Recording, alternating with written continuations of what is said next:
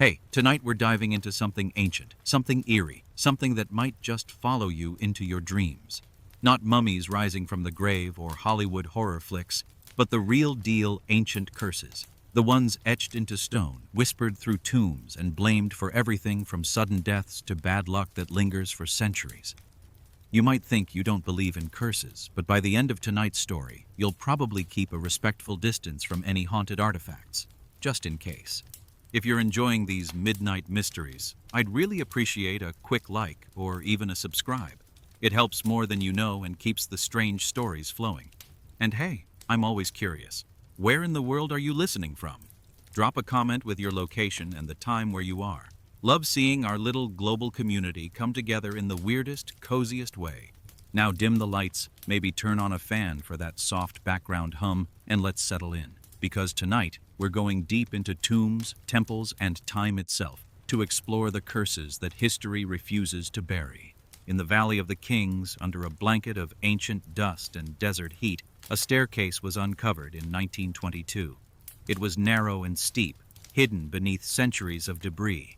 At the bottom, after a bit of clearing and a very tense pause, was a sealed doorway. Carved into it was the stamp of a royal tomb. Tutankhamun, the boy king, barely a teenager when he died, and yet destined to become one of the most famous names in history. Not for his life, not even for his rule, but for the glittering gold, the sealed chambers, and, depending on who you ask, a deadly curse. The man leading the excavation was British archaeologist Howard Carter, a man whose obsession with ancient Egypt had led him here, to this forgotten pocket of royal burial ground. He had been searching for years. Funded by Lord Carnarvon, an English aristocrat with a flair for the dramatic and the money to make old sand move. When Carter finally cracked open that sealed doorway and peered inside with a candle, his words became legend. Yes, wonderful things. And they were. Gold shrines, statues, chariots, jewelry. The young pharaoh's mask, luminous and still-eyed. But wonder came with a whisper. Stories began circulating almost immediately. That the tomb was cursed, that something ancient had been disturbed, that vengeance was rising in the dry desert air. It didn't help that soon after the tomb was opened, Lord Carnarvon, Carter's benefactor, died. Blood poisoning, they said, an infected mosquito bite that turned septic after a shaving cut. But the drama was too perfect. His dog reportedly howled and dropped dead back in England at the moment of his passing. The lights in Cairo flickered and went out. Coincidence? Maybe. Probably. But it was enough to feed the papers. From there, the curse took on a life of its own. Other members of the excavation team or those connected to it started dying under odd or sudden circumstances. A radiologist who x-rayed the mummy before it was unwrapped died of a mysterious illness. A financier of the expedition went mad and committed suicide. A visitor to the tomb died of a fever shortly after. The count grew, 6, then 10, then over 20, if you stretched the timeline and squinted hard enough. The newspapers ran with it, naturally. "Death comes on wings to he who enters the tomb of a pharaoh," read one headline. It was thrilling, romantic, macabre, and in a post-World War I world full of grief and spiritualism, it hit just the right nerve. But was it real? Let's put it this way. Howard Carter, the man who spent years inside the tomb cataloging its contents, lived another 17 years after opening it. He died at 64 of lymphoma, completely uncursed. Many others on the team lived long, reasonably healthy lives. Statistically, the death rate among those involved wasn't much higher than what you'd expect for a group of men living in the early 20th century, with their cigarettes and their brandy and their lack of sunscreen. So what are we left with? A string of eerie coincidences, a well-timed series of deaths, and the deep psychological power of suggestion. But curses aren't always about numbers, they're about stories. And the ancient Egyptians were master storytellers. They believed deeply in the afterlife, in protection, in justice beyond the grave. Some tombs carried inscriptions meant to ward off thieves and desecrators, promising retribution from the gods. While Tutankhamun's tomb lacked an explicit curse inscription, the cultural weight of disturbing the dead was heavy. Even Carter himself was reportedly unnerved when a cobra, symbol of Egyptian royalty, slithered into his house and killed his pet canary shortly after the tomb was opened. Still, some scholars suggest that any curse effects might have had a more mundane origin. Mold, bacteria, or fungi sealed in the tomb for centuries, then suddenly released into human lungs. In that hot, still air, strange things could brew. It wouldn't be magical, but it would be dangerous. And then there's the colonial angle. British archaeologists poking around sacred spaces, hauling relics out of Egypt to fill European museums.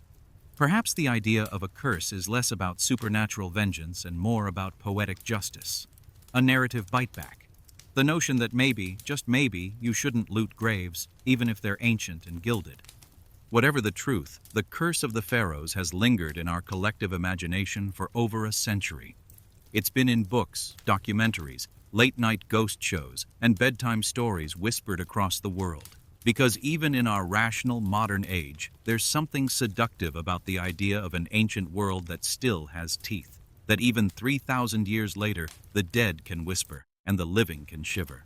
So tonight, as you close your eyes and drift into sleep, picture a torchlit chamber buried deep in desert stone, gold glinting in the shadows, walls painted with spells and gods, and far in the back, a sealed coffin holding a boy king, undisturbed for centuries, until we came knocking.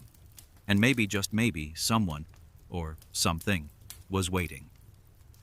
High in the Ötztal Alps, buried beneath ice for over 5,000 years, a man lay frozen in time, perfectly preserved, skin leathered, hair intact, last meal still in his stomach.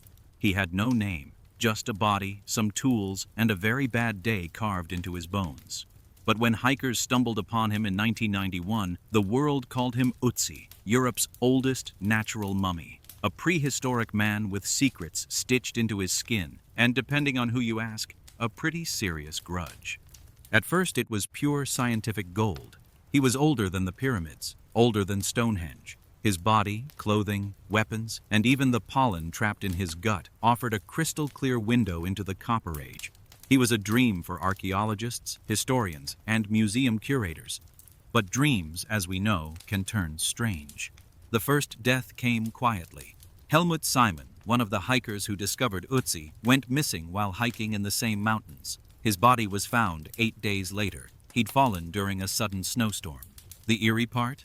The day after his funeral, the head of the mountain rescue team who found Simon's body died of a heart attack at just 45.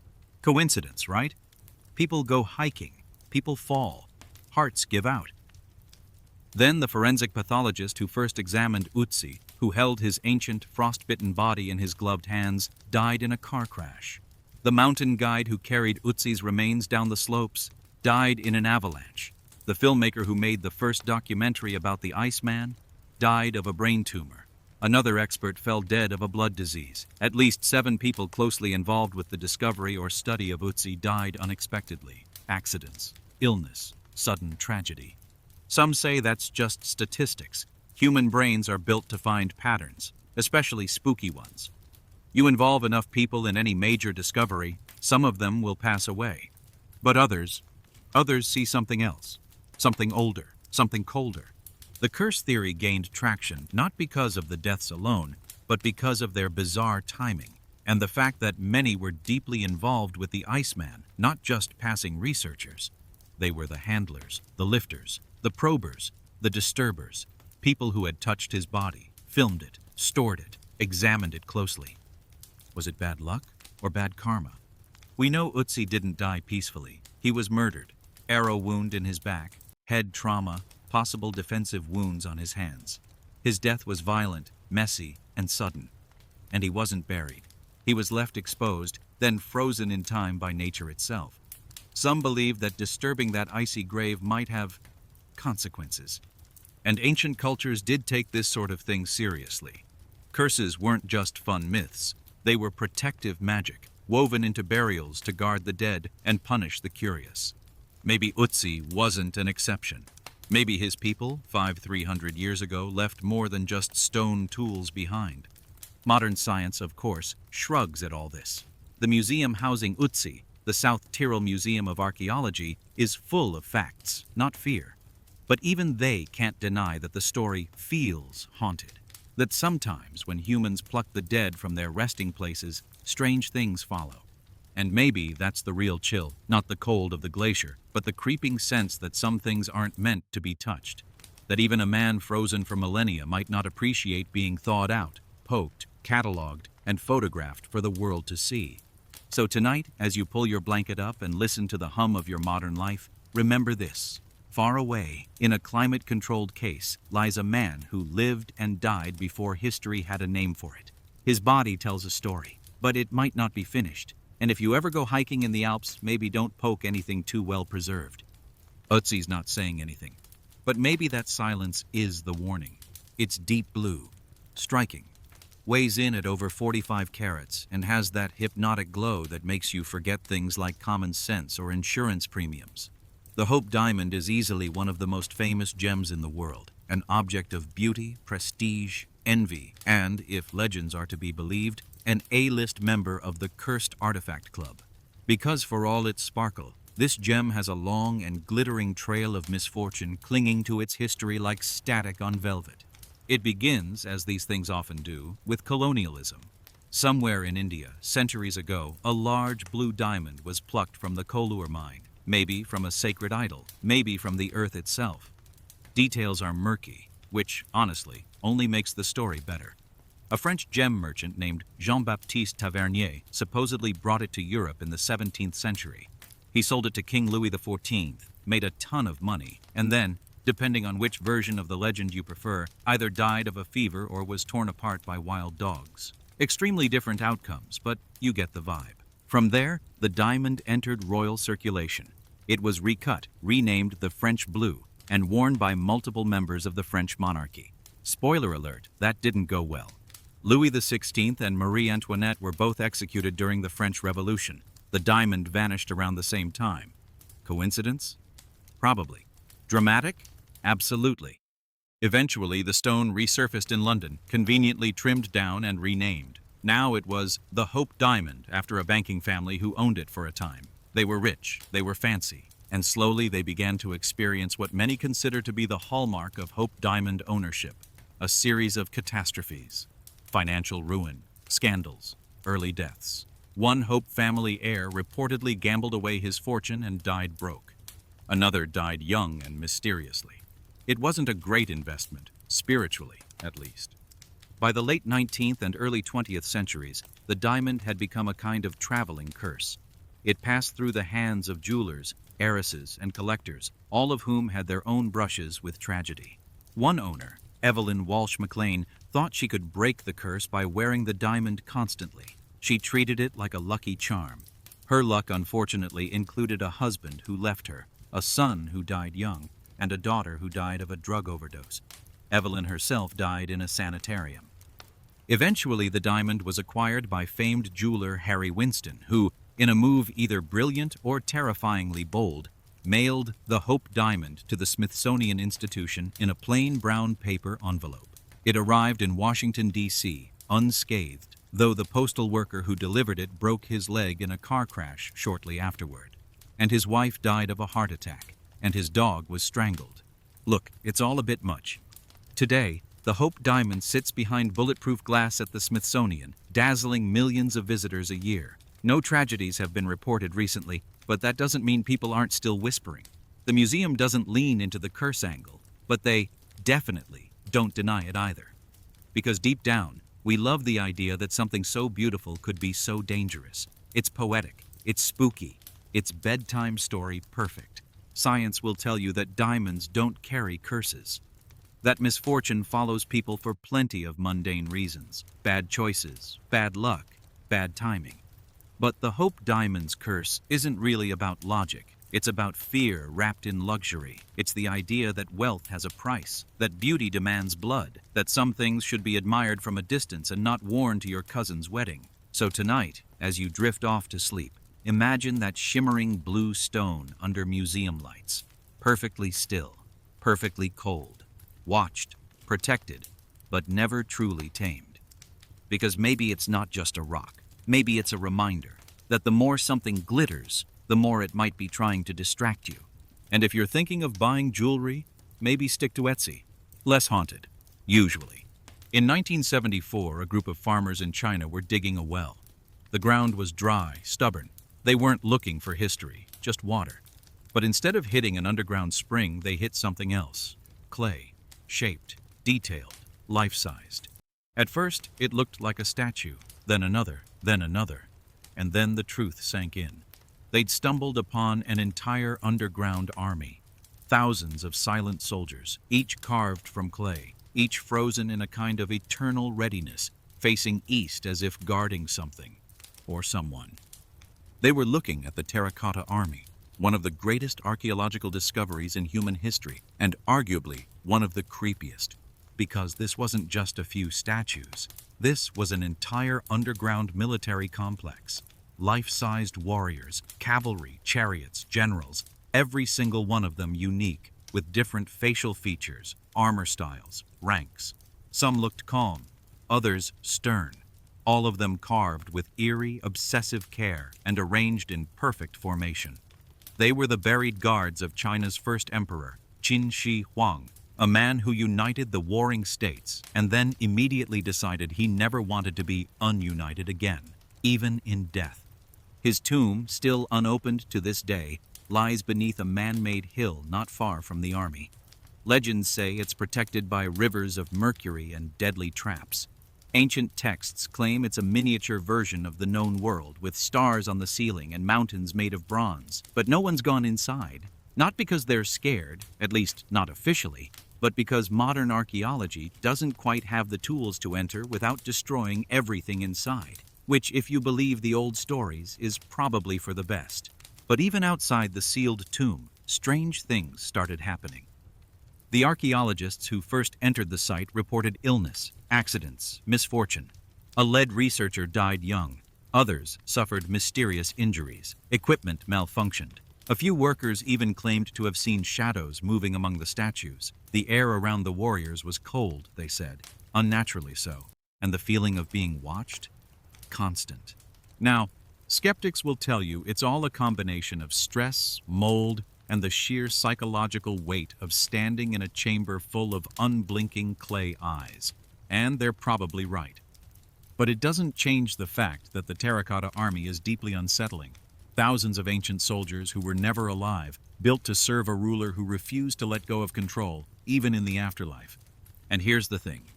Emperor Qin was obsessed with immortality. He spent the last years of his life searching for elixirs, potions, and magical herbs to cheat death. He feared it more than anything else. So when that failed, he built a backup plan. Surround himself with an artificial army that could protect him forever. That level of devotion to death has a certain energy, the kind that hums in the air, the kind that doesn't sleep. To this day, only a small portion of the site has been fully excavated. The main tomb remains untouched. Some say it's to preserve the integrity of the site. Others say it's to avoid activating something better left sealed. Because Qin Shi Huang didn't just want to be remembered, he wanted to rule from beyond, and he might still be trying. So tonight, as you close your eyes, imagine walking through those silent corridors. Clay soldiers, shoulder to shoulder. No sound, no movement. Just thousands of stone-carved stairs, following you as you move. They've waited over 2,000 years, and they'll wait 2,000 more, because they're not done guarding, and maybe, just maybe, they don't like being disturbed.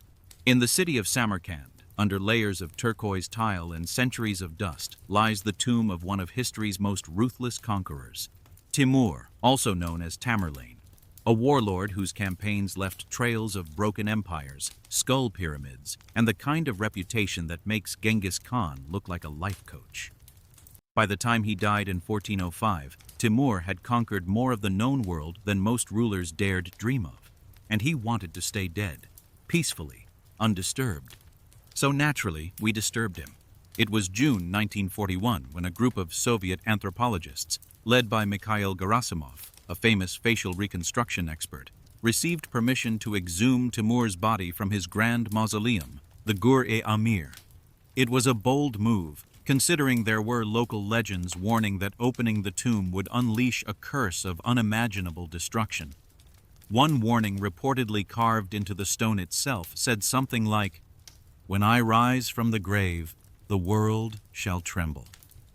Casual. But this was the Soviet Union. Superstition didn't stand much of a chance against science and shovels.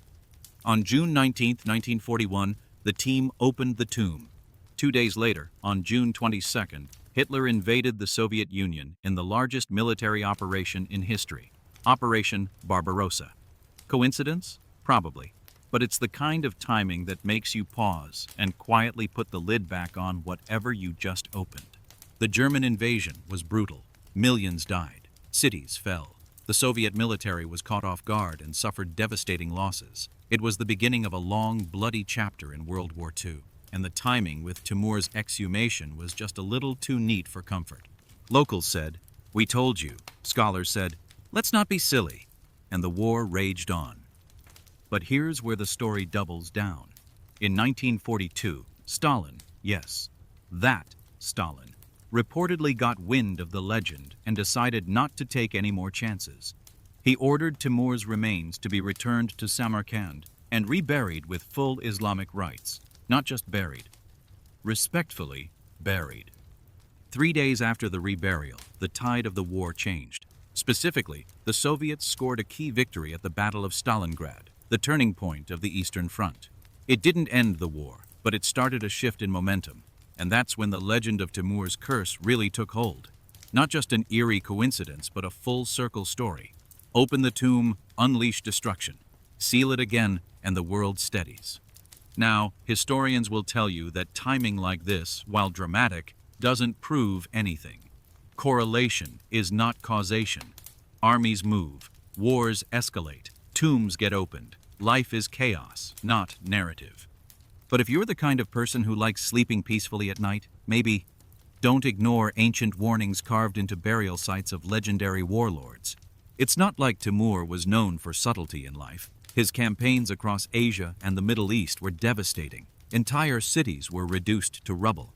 He once claimed he was the scourge of God, sent to punish humanity. So if anyone was going to leave a little post-mortem booby trap, it'd be him. And what makes this story so irresistible is how real all the pieces are. The tomb is real. The exhumation happened. The war began. The reburial followed. And the legends, they were already there, waiting. So tonight, as you settle under your blankets, picture that dark stone chamber beneath Samarkand. The air still and heavy. The coffin sealed once more.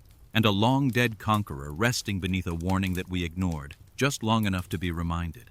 Some tombs aren't meant to be opened, especially right before a global war. Somewhere in Italy, probably, there's a vase you don't want to own. It's not enormous, it's not flashy, it's not covered in skulls or warning labels. Just a simple silver vase, maybe 10 inches tall, modestly elegant. The kind of thing you'd pick up at an antique shop and say, "Oh, this would look nice with some dried lavender." And then you'd die. This is the legend of the Bassano vase. The story begins, as all good cursed object tales do, with vague historical uncertainty and sudden death.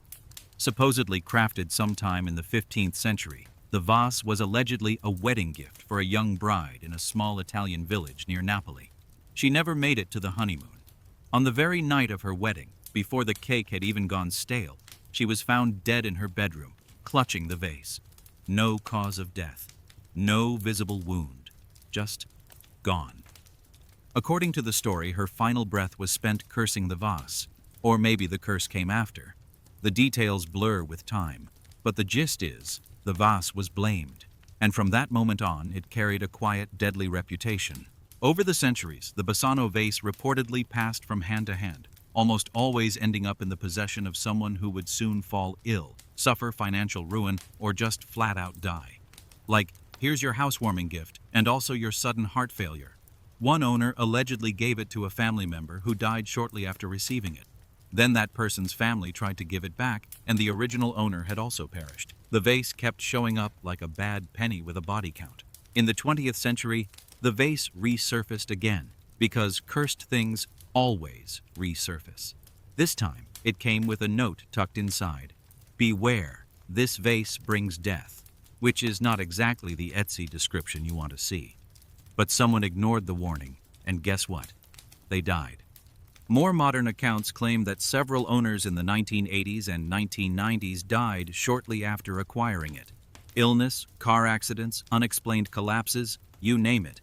The vase allegedly changed hands multiple times, each time leaving behind a trail of obituaries and confused relatives.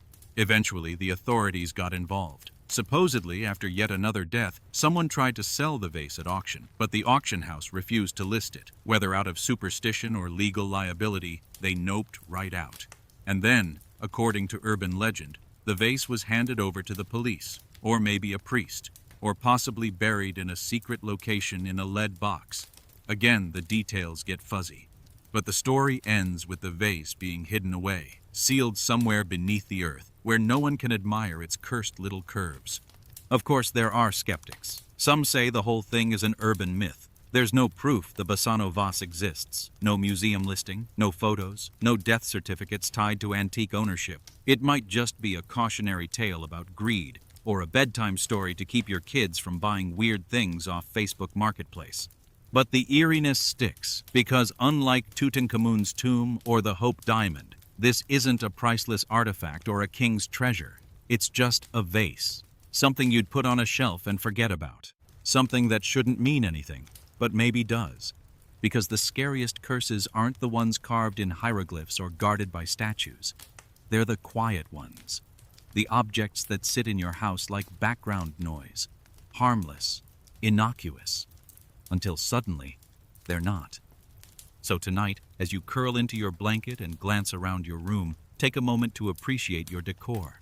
That candle, that old figurine, that vase you forgot you even owned. Hopefully, it's not silver. And hopefully, it didn't come with a note. It looks harmless enough. A small antique wine cabinet made of wood, about the size of a microwave, with a couple of doors and drawers, some decorative etching. Something you'd find at your grandmother's house filled with tiny porcelain spoons or off-brand sherry. But the Dybbuk box is not filled with wine or nostalgia. It's allegedly stuffed with something much less fun, a malevolent spirit, the kind that doesn't care for rosé or resale value. The story of the Dybbuk box begins in the early 2000s, when a man named Kevin Mannis bought it at an estate sale in Oregon. The item had belonged to a 103-year-old Holocaust survivor who had recently passed away. The woman's family had been clear. They didn't want the box. In fact, they insisted it was never to be opened. Naturally, Mannis opened it, because of course he did. Inside, he found a few trinkets, a wine goblet, a lock of hair, a candlestick, some pennies, and a small statue engraved with Hebrew letters. Pretty harmless. But almost immediately, strange things began to happen. He claimed to smell strange odors, jasmine flowers, then cat urine. Lights flickered, objects moved. He had disturbing nightmares. Everyone who came into contact with the box reportedly experienced anxiety, illness, or plain old-fashioned existential dread. Even his mother, after receiving the box as a gift, yes, he gifted it, rude, suffered a sudden stroke. Not long after, Mannis sold the box on eBay, and the legend began to spread. One owner claimed their hair fell out. Another said electronics around the house shorted out constantly. One man said he developed welts and hives for no reason. Someone's roommate tried to burn the box. It didn't work. Eventually, the box ended up with a college student named Jason Haxton, who was skeptical at first, until he wasn't. Haxton claimed that after receiving the box, he suffered breathing problems and developed strange rashes. He began researching Dybbuks, restless, often malicious spirits from Jewish folklore said to possess the living. According to legend, a Dybbuk is a soul that didn't make it to the afterlife and is stuck, angry, and looking for a host.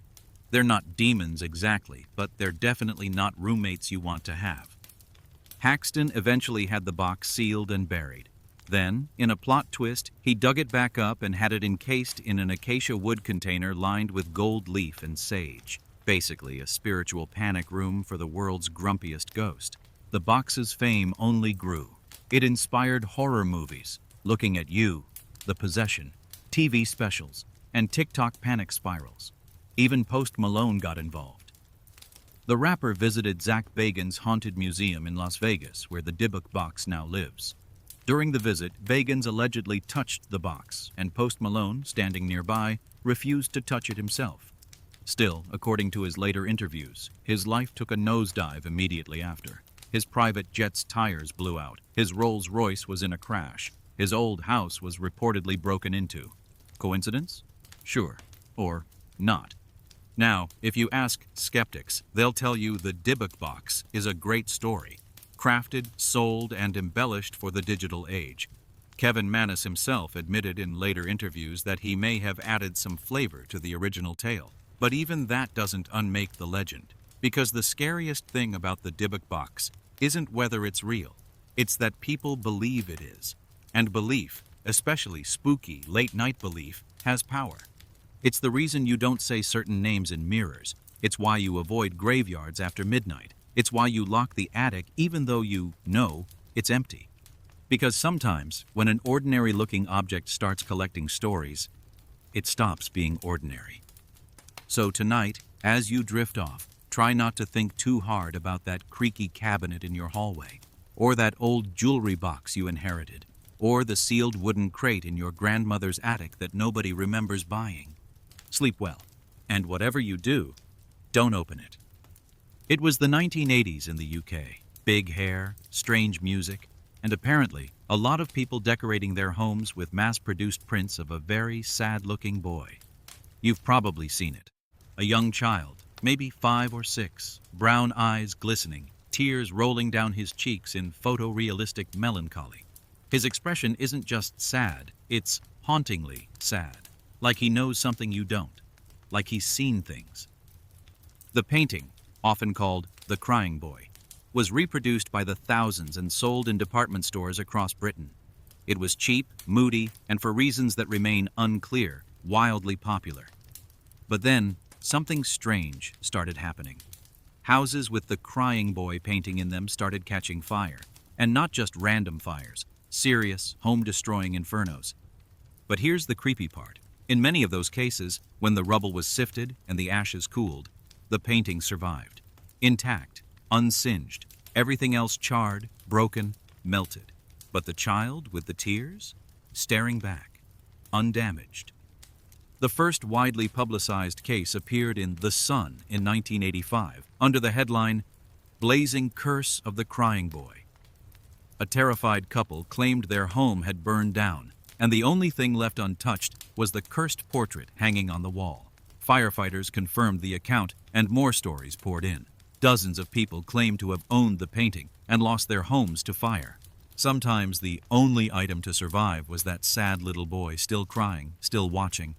Naturally, panic spread like, well, fire. People began blaming the portrait for everything from minor electrical malfunctions to full-blown tragedies. Some refused to keep the image in their homes. Others burned the paintings in exorcism-style bonfires. The Sun even invited readers to send in their copies so they could be destroyed en masse, safely, in a giant blaze supervised by firefighters who were absolutely done with explaining why this creepy print kept turning up at fire scenes. Now, the origin of the painting itself is murky. Some versions are signed Giovanni Bragolin, the pseudonym of a Spanish artist named Bruno Amadio, who allegedly painted multiple crying children portraits in the post-World War II era. Others say there were dozens of different versions, crying girls, crying babies, even crying clowns, all part of the same unsettling art trend. But the most infamous one, the little brown-haired boy with the big glassy eyes, became the focal point of the fire legend. As with any good curse, theories multiplied. Some said the boy was an orphan whose family perished in a fire, and now his spirit haunts every copy of the portrait. Others claimed he was a Romani child who had cursed the painter himself. One version said the boy accidentally set a fire that killed his own parents, and his sorrow was so intense it somehow imprinted onto the canvas. The more boring, but probably accurate explanation is that the paintings were printed on flame-retardant materials, meaning when fires did happen, the portraits weren't magically surviving. They were just better built than the wallpaper and shag carpet. Firefighters even released a statement at one point asking people to please stop panicking and throwing their art in the trash. But that didn't kill the legend. Because it's not really about materials or logic. It's about the emotional punch. The idea that you're being watched by a sorrowful child who might somehow cause a fire just by being ignored. There's something deeply unsettling about the image itself, how mass-produced it was, how common it became, and how its sad little face turned into a kind of cultural poltergeist. It wasn't some priceless artifact stolen from a tomb, it was a cheap print, probably sold next to the dog calendars and floral prints at Woolworths. And maybe that's what makes it scarier. It wasn't rare, it was everywhere. So, tonight, as you drift off to sleep, try not to think about the framed prints in your own home. That vintage one from your grandmother's attic. That thrift store find. That painting you never really liked but haven't taken down. And if you do have a crying boy print, maybe move it to the garage, or give it a kind word. Or at the very least, check your smoke detectors, because some tears never dry, and some paintings never burn. Deep in the jungle of Chiapas, Mexico, hidden beneath centuries of foliage and time, lies the Temple of the Inscriptions, a stepped pyramid with an interior more complex than any tourist brochure lets on. This isn't just a pile of stone, it's a tomb, a chamber carved from ambition, built for a man who believed he was more than just a king. A man named Kinich Janab Pakal, Pakal the Great, who ruled the Maya city of Palenque for nearly 70 years, and when he died in 683 CE, his people buried him in a way that still keeps archaeologists, engineers, and conspiracy theorists up at night. For centuries, no one even knew there was a tomb inside the pyramid. The entrance was hidden, intentionally so, sealed behind stone, disguised within architecture, and forgotten by time. It wasn't until the 1950s that Mexican archaeologist Alberto Ruz Luillier discovered a secret staircase buried beneath the floor of the temple. It was filled with rubble, deliberately packed to prevent access. It took 4 years of digging before they reached the end, and what they found was, in a word, weird. The tomb chamber is unlike anything else in the Maya world. It's deep underground, positioned with astronomical precision, and decorated with carved stonework that feels more like myth than memory.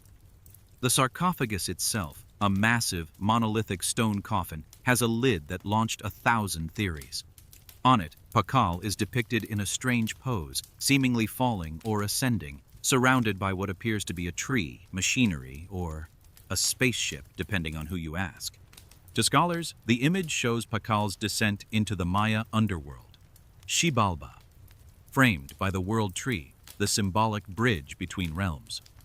But to a certain type of YouTube historian, it looks like Pakal is riding a rocket ship, hands on controls, smoke or flames beneath his feet. He even has a breathing tube, they say. Proof, some claim, that the ancient Maya were in contact with extraterrestrials. Or maybe Pakal was an extraterrestrial. Cosmic paranoia, incoming. The ancient astronaut theory got traction thanks to writers like Erich von Däniken, whose 1968 book, Chariots of the Gods, proposed that advanced technologies in the ancient world must have come from aliens. Because how could early humans build something so precise, so heavy, so sealed? Never mind that the Maya were excellent mathematicians, astronomers, and engineers. It was aliens, obviously. Now, most archaeologists roll their eyes hard enough to pull a muscle. They point out that the Maya calendar, architectural alignment, and artistic conventions are fully understandable within their own cultural context. Pakal wasn't launching into space. He was traversing the spiritual realms, as kings do. Still, the tomb is undeniably eerie. It was designed to last, to resist, to hide. Pakal was buried with jade, with masks, with treasures, but also with intention. He wasn't just laid to rest. He was sent on a journey. And the journey still isn't over. To this day, parts of the tomb complex remain sealed. The corridors that branch out from the burial chamber haven't all been explored. One tunnel, discovered decades ago, leads downwards, but its full length is blocked by water. Subterranean scans suggest more rooms, more chambers, possibly more tombs. But there's been no rush to open them. Because here's the twist. The more we learn, the more questions appear. Why was the tomb so well hidden? Why was it so technologically advanced for its time? Why do the architectural lines echo celestial maps? Why do people keep dreaming about Pakal's eyes? Okay, that last one might just be late-night internet lore. But still, this place has energy. So tonight, as you turn off the lights and nestle into your blanket, imagine standing in that underground chamber. The air is still. The stone is cool. You're surrounded by glyphs and gods, bones and starlight, the dreams of a civilization long gone but not forgotten. And in the center, Pakal lies under his stone lid, silent, sealed, waiting. Not for aliens, not for tourists, just for time. In Iowa City's Oakland Cemetery stands a statue that has been quietly unsettling locals for over a century.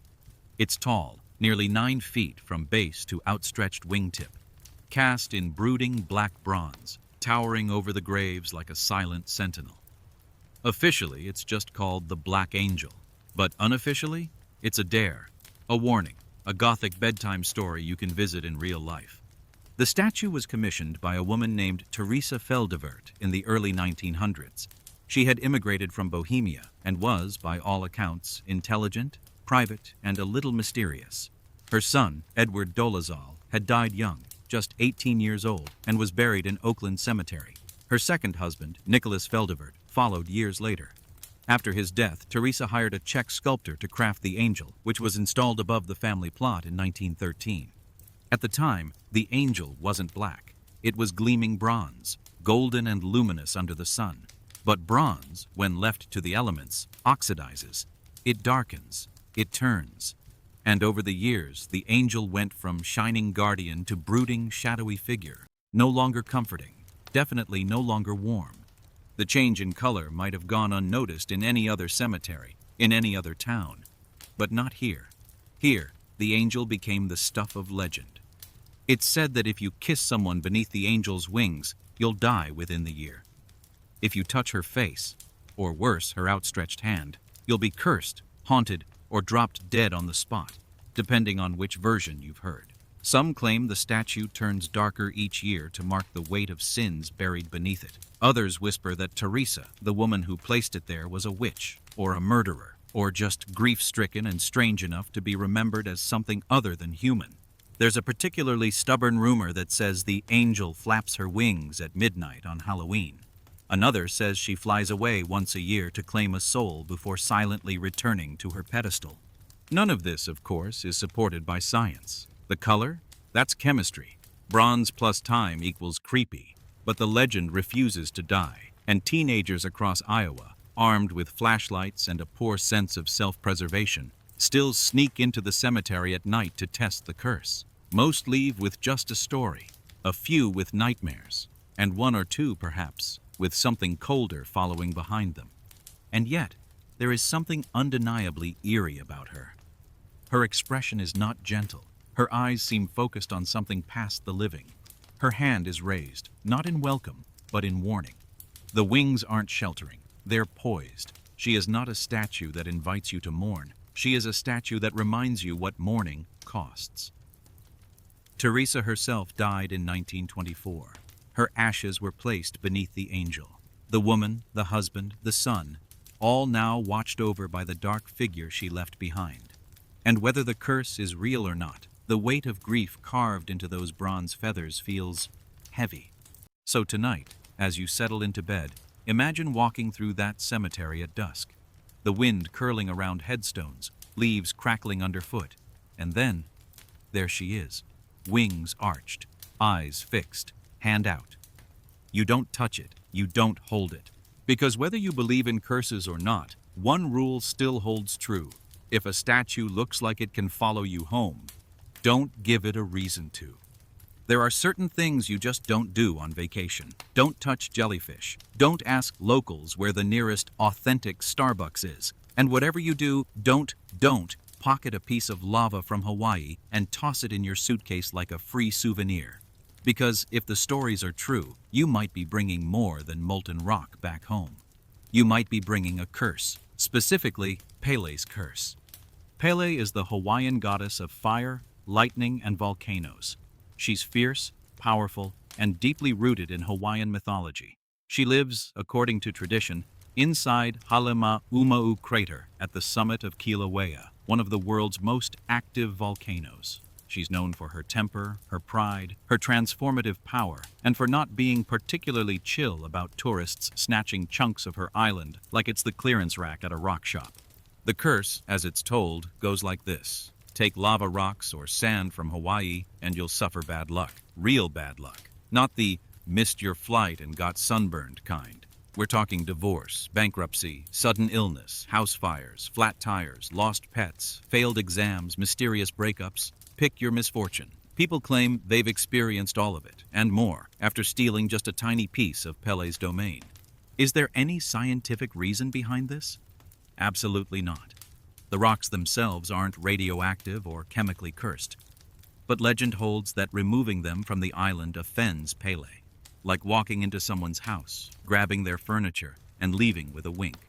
She doesn't appreciate it. She notices. And judging by the sheer number of packages mailed back to Hawaii each year, a lot of people believe her. Every month, rangers at Hawaii Volcanoes National Park receive boxes of rocks, sand, shells, and volcanic ash from all over the world, sometimes anonymously, sometimes with long, apologetic letters. "I didn't believe the curse," they write. "I thought it was a joke, but ever since I took the rock, nothing has gone right." The park even keeps some of these returned items in a kind of unofficial wall of shame, a monument to lava-based regret. Postal workers know the return address by heart. Tour guides warn visitors. Locals quietly shake their heads and hope you don't touch anything sacred. Even souvenir shops have signs. Please do not remove lava or sand from beaches. It is bad luck, and it's illegal. Because beyond the supernatural, there's something very real at play here. Respect. The land in Hawaii isn't just scenery. It's alive. It has stories, gods, history, and meaning. Every rock, every wave, every gust of wind has a name and a genealogy.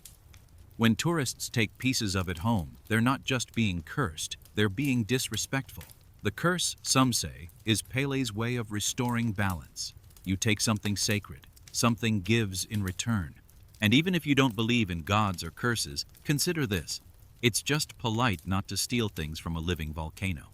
So tonight, as you drift off to sleep, imagine the slopes of Kilauea glowing under moonlight, steam curling from cracks in the earth, the sound of shifting lava deep beneath your feet. And somewhere, watching, is a goddess who remembers every stone, every grain of sand, and every person who forgot that souvenirs aren't always free. Maybe you didn't mean to offend her, but you still might want to check your carry-on. It started in 1971, in the quiet town of Hexham, Northumberland, a place where not much happens, and when it does, people politely pretend it hasn't. Two brothers, playing in their garden, dug up a pair of odd-looking stone heads just a few inches beneath the surface, about the size of tennis balls, vaguely humanoid, with bulging eyes and strange little smirks. One male, one female, they thought, carved from solid stone, maybe sandstone. The boys were thrilled. Their parents? Less so. No one really knew what the heads were. Ancient Celtic artifacts? Strange local folk art? Prank objects buried by bored Victorians? Whatever they were, they didn't stay quiet for long, because almost immediately after the heads were brought into the house, things started to get uncomfortable. Lights flickered, doors opened on their own, objects moved without anyone touching them. The family, understandably unnerved, began to feel watched. One night, the mother said she felt an invisible force pass through her bedroom, cold, heavy, and unwelcome. Footsteps echoed when no one was there. The children became restless. The house felt wrong. And then came the wolves. Several neighbors claimed they saw a large, shadowy beast, something like a giant dog or wolf, lurking near the home. It had glowing eyes. It vanished into thin air. One woman swore it knocked her over. Not exactly your standard British fox sighting. Some began calling it the Hexham wolf, which sounds like a rugby team but felt more like a local demon. Eventually, the family had enough and passed the heads to a local museum, hoping the experts could make sense of them and maybe stop the haunting. The museum handed them off to Dr. Anne Ross, a respected Celtic scholar. She took the heads home to study them. And within days, her house turned weird too. She reported heavy footsteps stomping through her hallway at all hours, shadowy figures at the edge of her vision. And yes, she too saw the mysterious wolf-like creature, large and dark and entirely out of place, prowling in her garden. Her daughter saw it too. Her dogs barked at empty corners of the room. The heads were supposed to be inanimate objects. Instead, they acted like house guests with very bad manners. Dr. Ross eventually returned the heads. Whatever was attached to them, she wanted nothing more to do with it. From there, the story gets even hazier. The heads passed through a few more hands before vanishing from public view. Some say they were locked away. Others claim they were destroyed. Still others believe the real heads were swapped out for replicas somewhere along the line, and that the original cursed ones are still out there, biding their time. As for what the heads really were, no one knows. Some experts suggested they were only a few decades old, simple folk carvings or children's art. Others insist they were ancient Celtic relics, imbued with spiritual energy, or created for ritual purposes. But then again, maybe that ambiguity is part of the curse. You never really know what you've unearthed until it starts haunting you. What makes the Hexam heads so unsettling isn't just the weird stuff that followed them. It's how ordinary they look. They're not skulls or dolls or dripping with blood. They're just strange, off. The kind of thing you'd see at a flea market and stare at too long before walking away a little colder than when you came. So tonight, as you settle into bed, imagine two little stone faces buried just beneath the soil. Watching, waiting, smiling, maybe. And remember, not everything buried wants to be found. And definitely don't bring it into your living room. Uluru rises from the red heart of Australia like something ancient and alive. A monolithic sandstone giant that seems to pulse with its own slow geological breath. Also known as Ayers Rock, it's a sacred site to the Anangu people, the traditional custodians of the land. They don't just live near Uluru, they believe it is alive with spirit and meaning, woven into their dreamtime stories and cultural law. And yet, despite the many polite signs, gentle warnings, and decades of education efforts, tourists have a curious habit of visiting Uluru and taking things. Tiny things. A pebble, a pinch of sand, a small jagged rock that looks like it could be lucky, or cool on a shelf, or part of a very Instagrammable travel story. But if the legends are true, these light-fingered visitors aren't bringing home souvenirs, they're bringing home a curse. It's called the Uluru Curse, and it has a long, dusty trail of apology letters behind it. Each year, the Uluru Kata Chuta National Park receives dozens, sometimes hundreds of packages. Inside, rocks, soil, bits of the landscape carefully and often sheepishly wrapped for return. Accompanying them are letters, handwritten and deeply regretful, from people all over the world who say the same thing. Ever since they took a piece of Uluru, nothing has gone right. Some report broken relationships, others say they've suffered injuries, lost jobs, or endured persistent illness. A few say they felt stalked by a sense of wrongness, like something invisible and ancient was always just over their shoulder. One man wrote that after he took a stone, his business failed, his car was totaled, and his dog died, all within a month. Another said her partner was hospitalized days after she brought a rock home. "Please return this," she wrote, "and tell the spirits I'm sorry." The stories range from the mild to the unsettling, but they share a common note: regret. The rocks are referred to as sorry rocks by the park rangers, who dutifully collect and document each one. The items are returned to the land, not to the exact spot they came from, which the Anangu say is impossible, but to a respectful, designated location. It's not just about undoing a personal curse, it's about restoring a broken relationship with the land. Now, scientifically speaking, there's nothing cursed about sandstone. But culturally, emotionally, there's weight here. Uluru isn't just a big rock in the desert, it's a place of deep sacred significance, tied to stories that are tens of thousands of years old. Removing a piece of it isn't just stealing, it's violating a living story. And let's be honest, if you were a massive spiritual landform with a few million years of patience, wouldn't you get a little cranky if people kept chipping bits off your back? In 2019, climbing Uluru was officially banned, after years of requests from the Anangu people. Still, some ignore the rules. Still, some sneak a rock into their backpack. Still, the curse makes its rounds, quiet, consistent, polite as ever. Because it's not about punishment, it's about harmony. The land doesn't want revenge, it just wants to be left whole. So tonight, as you lie in bed and let your thoughts settle like desert sand, imagine the stillness of Uluru under a star-drenched sky, the heat from the day still lingering on its surface, The ancient stories folded into its crevices, and somewhere, across the world, someone repacking a box with a single rock inside. No return address, just an apology. Because some souvenirs are better left in the ground, and some places don't want to go with you. It was a dig like any other, dusty, hot, filled with the quiet patience of archaeologists brushing their way through the bones of a forgotten civilization.